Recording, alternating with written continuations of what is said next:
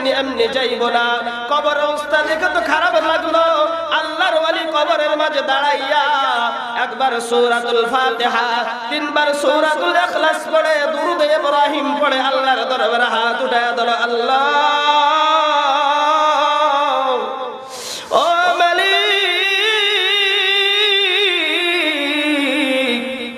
ওই কবরের মধ্যে কত মানুষ ঘুমায়া গেছে,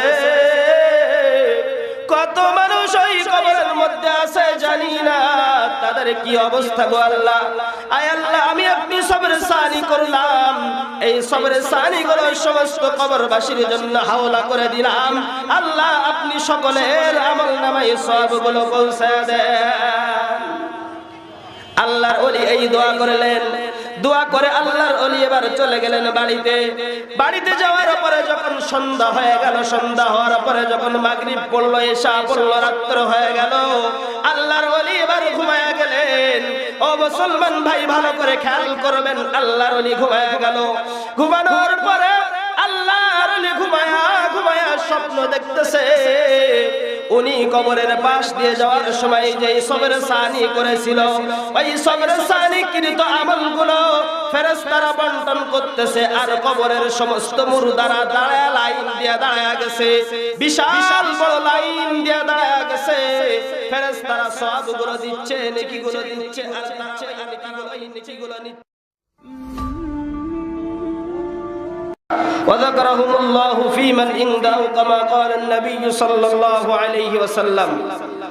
যেই জায়গায় কোরআন হাদিসের আলোচনা করা হয়, যেই জায়গায় আল্লাহ পাক রব্বুল আলামিনকে স্মরণ করা হয়, ডাকা হয়, জিকির আজগার করা হয়, সেই জায়গাটা নবী আলাইহিস সালাতু ওয়াস সালামের ভাষায়, হাদিসের ভাষায় জান্নাতের বাগান। আর জান্নাতের বাগানে যা বসতে পারবে সে বড় ভাগ্যবান, যে বসতে পারবে না সে ভাগ্যবান নয়। এজন্য আমি অনুরোধ করব, অনেক চায়ের দোকানে আমার মুসলমান ভাই ও বাবাজিরা বসে আছেন, আপনারা চা খাইতেছেন, গল্প করতেছেন, গল্প আরো করতে পারবেন, কিন্তু আজকের যদি আপনারা একটু সবাইকে এই জান্নাতের বাগানে দেন, হইতে পারে কাল কিয়ামতের ময়দানে এই মাহফিলের প্যান্ডেলের ভিতরে বসার কারণে এই ওসিলায় আল্লাহ তাআলা আপনাদেরকে জান্নাত দিতে পারেন। এজন্য সকলে আমরা এসে বসে যাই।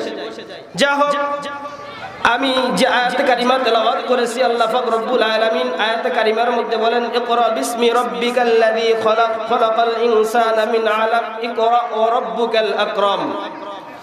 এই যে আয়াতে কারিমা তেলাওয়াত করলাম, এই আয়াতে কারিমা আল্লাহ পাক রব্বুল আলামিন আপনার আমার নবী জনাবে মুহাম্মদুর রাসূলুল্লাহ সাল্লাল্লাহু আলাইহি ওয়াসাল্লামের উপরে যখন ওহী পাঠাইছিলেন,